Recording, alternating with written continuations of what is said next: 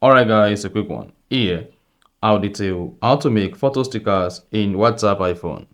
So if at the end of this you found this helpful and informative, please don't forget to like and then subscribe. Now, the first thing you want to do is go ahead and open the WhatsApp application on your iPhone. Then select any chat. Click on this paper icon on the box. Then go ahead and click on sticker. If you're away from the sticker page, just click on the paper icon like this. Then click on create.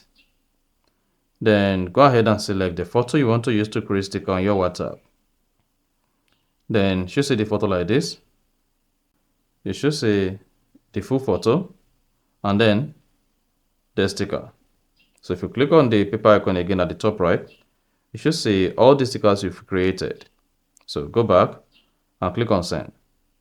Now, once you click on send, if you click on the sticker, you'll be able to add to favorite, edit, and create your own again. Click on use photo or AI to repeat the same thing to create another sticker from the photo. And then this is going to add to the list of stickers you've created. And that is it. So that is exactly how to make photo stickers in WhatsApp iPhone. So if you found this helpful and informative, please don't forget to like and then subscribe.